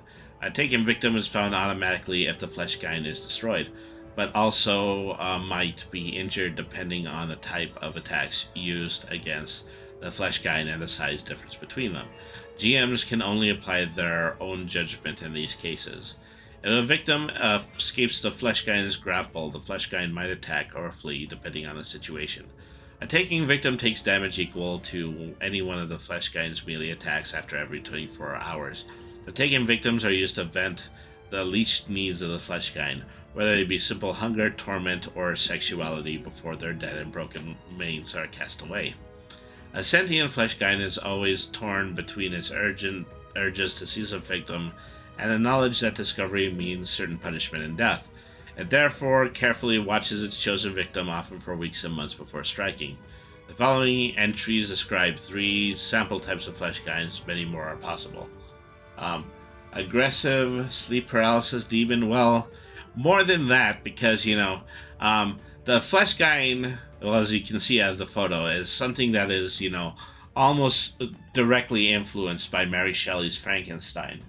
Is that you're just basically taking a corpse and then you're imbuing it with life. What they're suggesting 2 things. Is that, well, one is that it has a propensity to, at one point, lose all its civilization and just become a rampaging monster, unless it's put into control. And then after that point, it seeks to actually abduct a human being and then destroy it, effectively gaining the proclivity of a serial killer. And both of these things are something that is taken directly from Mary Shelley's Frankenstein. Is that inevitably Frankenstein is a sympathetic character that is merely a benefactor of the conditions that was created within it. But they've taken that and they've kind of turned it into a standardization of a Frankenstein-like monster.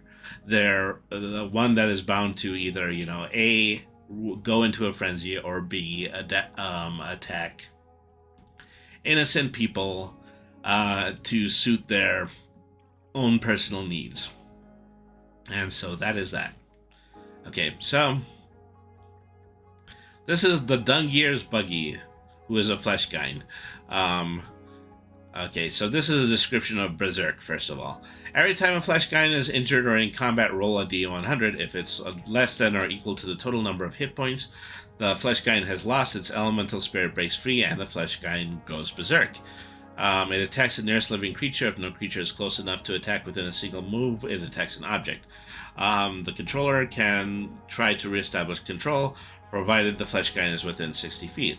The controller has to use an action to speak firmly and authoritatively to the construct and make a successful DC 15 charisma check. That is effectively, shouting down the monster until it becomes docile again. So, let's see. Okay, so cover. The couch portion of a Dungear's body provides 3/4 cover to its occupants. The couch is built from iron and wood, has an AC of 80 hit points, and is immune to necrotic, poison, psychic, and radiant damage. If the couch is destroyed, the Fleshkind becomes a large creature and loses its cover, facing, and trample abilities. Because the legless ogre is permanently melded to a wagon, it can only move forward and backward or turn. Its speed is halved when it moves backwards. Its slam and bite attacks can be made only against targets in front of it. Narrow. Though a Dungear's buggy is huge, it can move through areas only 10 feet wide without penalty. It cannot, however, squeeze through spaces narrower than 10 feet. And then trample. As the Dungear's buggy moves, it can enter spaces occupied by enemies, but can't stop there. Creatures in spaces the Dungear's buggy enters can attempt DC 13 dexterity saving throws. On a failed save, the creature takes 2d10 plus 4 bludgeoning damage and is not prone. On a successful save, the creature moves 5 feet out of the buggy's path and can make an opportunity attack if it's allowed to react. A Dungear's body can trample only any number of creatures during its move, but it can trample the same creature more than once per round. Multi-attack, slam, and bite. Perhaps the most successful of Kessler Hage's many Fleshkinds are the hired coaches of the Golem Stitcher, Dunraven Hungier. His method of crafting a handsome cab with the animated upper torso of an ogre, occasionally a hill giant, fused to its front in place of a team of horses, proves both practical and popular in the city, as vast and populous as the Blight. Soon Dungear's buggies were traveling all throughout the city, providing swift, reliable transportation for the noble and the common alike, and only for the noblest fare. And only for a modest fare. Dungear's popularity with the other cab drivers and owners of hacks proved to be less than stellar, and only 3 years after the introduction of this ingenious cab, portions of its body were found floating in the Great Canal. It is assumed that sow eels or some other denizen devoured the rest. Fortunately for his legacy, Dungear's methods were fairly easy to reproduce, and now hundreds of coaches, known colloquially as Dungear's buggies, travel the streets of the city.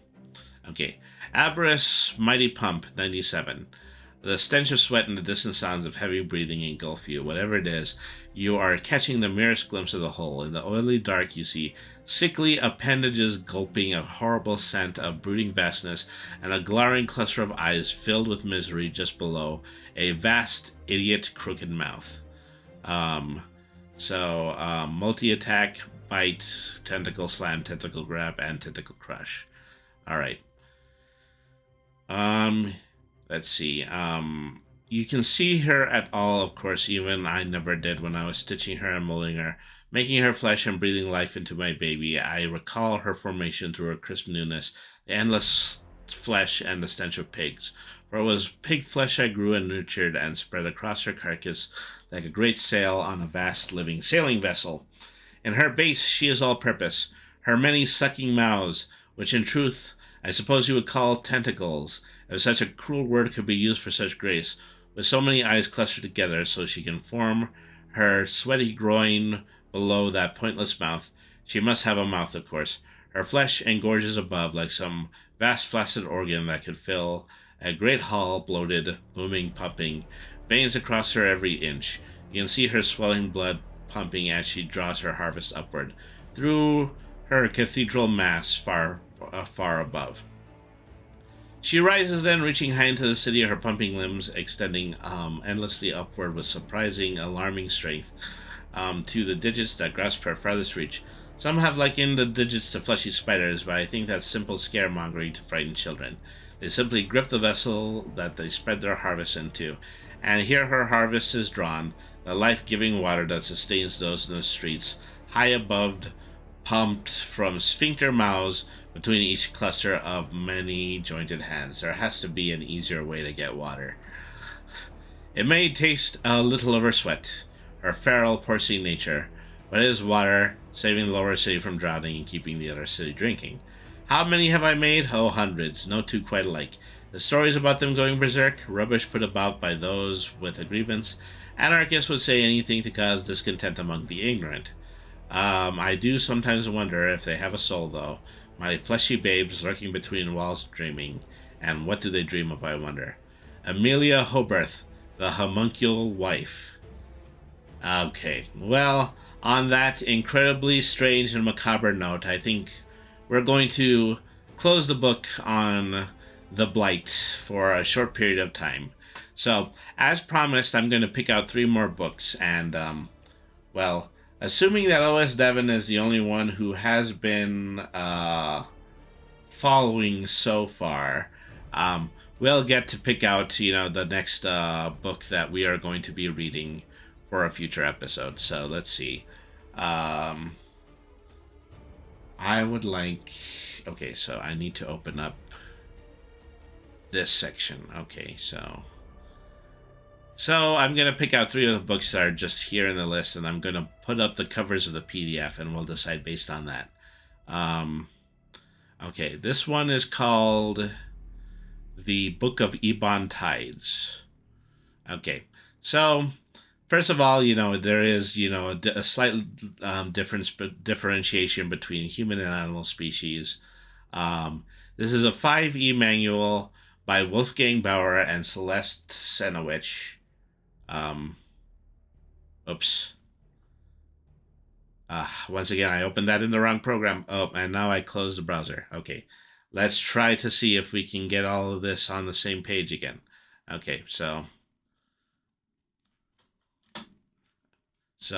okay. This is, okay, no, well, now I need to get the,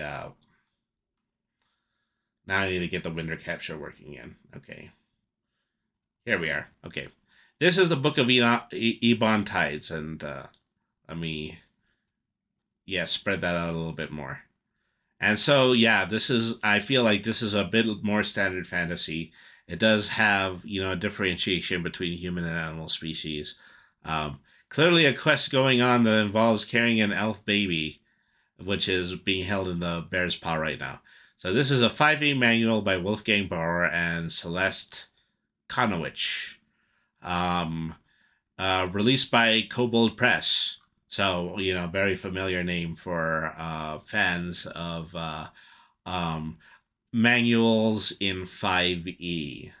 So, it is a Book of Ebon Tides, I think you mean Ebon, as in ebony. Yeah, so I guess I should be saying the Book of Ebon Tides. That's what it is. Okay. Is there a back cover to this? Yeah, here it is. Step beyond the veil into the shadow realm. The plane of shadow exists besides the mortal world, a twisted reflection of the material plane where fey, magic, illusion, and trickery are as potent as steel. I can't read anymore. Heroes can enter this otherworldly realm of face shadows, undead horrors, and wild adventure, but can they survive? It includes details on fake courts, barefolk, ghouls, shades, and more. 17 playable races and subraces, 10 subclasses, 17 gods of the Shadow Realm and their followers, 25 new creatures, including the Rose Golem and the Styx Giant, plus full color maps, new spells, magic items, and more. All right, so that is the Book of Ebon Tides. This one is called Castles and Crusades, Castle on the Hill.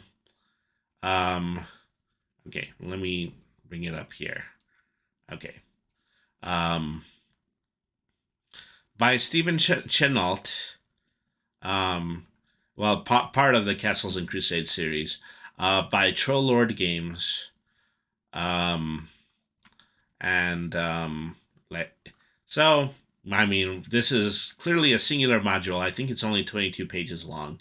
And so this is effectively just the campaign of the castle on the hill, which kind of just looks like a cylindrical tower.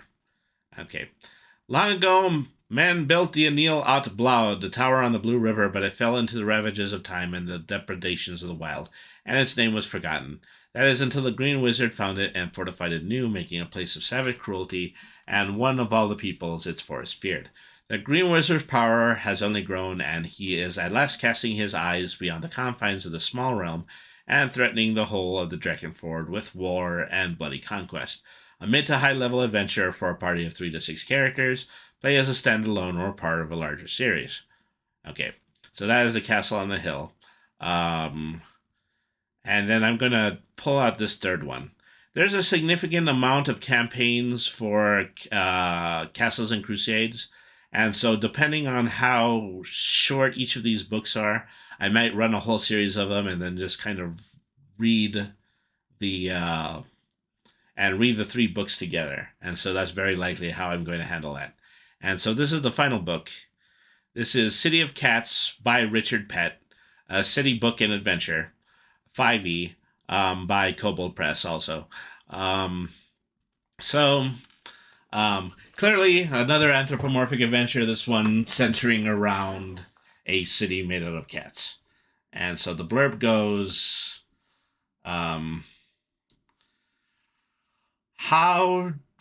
do you trust in the City of Cats? Welcome to the City of Cats, where some very ambitious people have their paws and claws out, where thieves prowl, and where the goddess Bastet herself walks the street. The City Gazetteer and the Adventure Collection is a perfect introduction to the Southlands campaign setting. It also fits neatly into any desert setting where cats are sacred and rats are cautious and sly. Fully compatible with 5th edition of the world's first role-playing game, and includes 3 wild adventures for levels 1 to 5, dozens of fully detailed and illustrated villains, NPCs, and new monsters, a poster map of the city's dusty streets, rich templates, deadly ducks, and the River of Sand, an official 5th edition character sheet for heroes in the city, a gazetteer of its districts filled with adventure ideas and distinctive characters. Sniff what's in the air and prepare for adventure in the City of Cats. So those are your 3 choices: Ebon Tides, Castle on the Hill, or City of Cats. So you are free to, just kind of make any decision here. And if there's anybody else in the chat who wants to weigh on this, please speak now or forever hold your peace. Thank you very much. So I can cycle through the book covers again. Okay, so this is City of Cats. This is Castles and Crusades. And I'll read multiple Castles and Crusades books if it is picked. And then the other one is the Book of Ebon Tides. Okay. Open that in the right window this time. I'm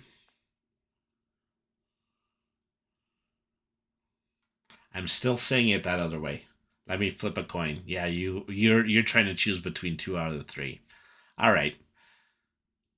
Well, we'll go ahead and we'll wait. We'll go ahead and we'll decide on this. So I do a particular 2 of these books are Kobold Press books. Oh, Ebon Tides, yeah.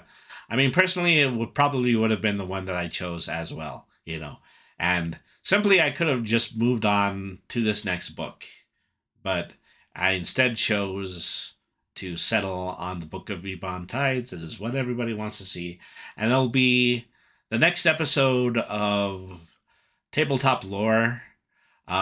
We'll be getting back to the additional 100 pages of the Blight GM's Guide at some point in the future.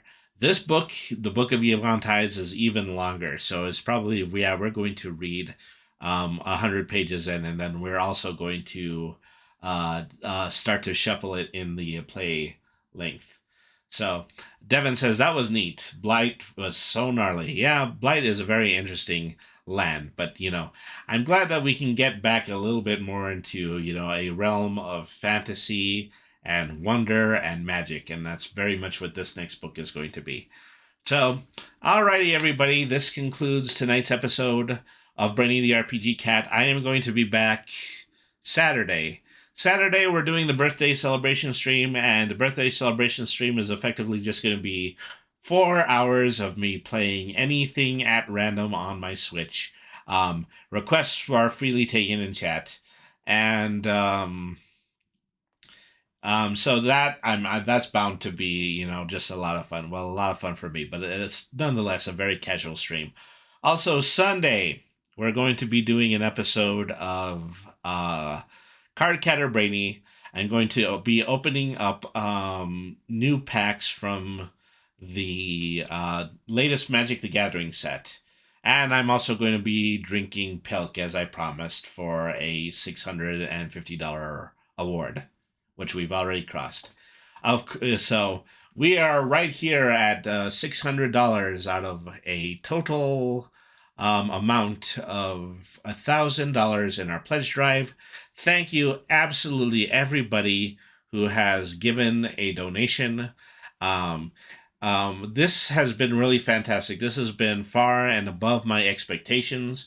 I'm glad that we're going to be able to offer this much to Autistic Self-Advocacy Network, even in the event that we might not reach our final goal. But, it's not going to keep us from trying. So, please consider giving a donation, link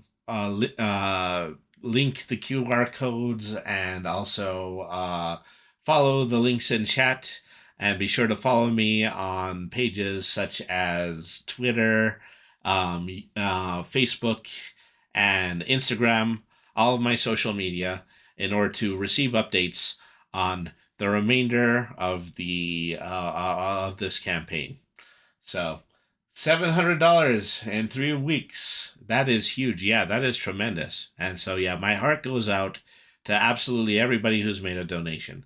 This is a very worthy and very necessary charity in this period of time, and I'm more than happy to have been able to bring all of that to you. So, well, that's enough for tonight's stream. I'm going to go ahead and I'm going to decide to do a raid now. Let's see. Let's go to Twitch. Let me see. Say Honey Goblin is on. Johnny Jellyjaw is on, but I had done that yesterday. Let me see. Proctor or emotional support otter.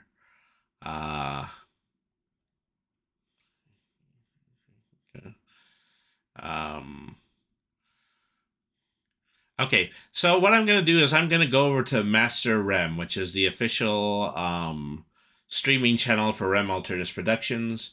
They are the people who are going to be bringing us the Well of the Worlds Kickstarter in from Mobius Worlds Publishing this coming May the 4th. I had made the mistake of saying that it was going to be out April the 4th. In fact, it's going to be out May the 4th. So we're going to go over to visit them. They are in the middle of doing a Well of the Worlds campaign. They're into episode 4 of that. So I think, yeah, we're going to go over there. Yeah, you kept saying April the 4th. I should have said May the 4th. But anyways, thank you, everybody, for tuning in. You guys have been a fantastic audience. Have a good night, everybody. And thank you very much for watching.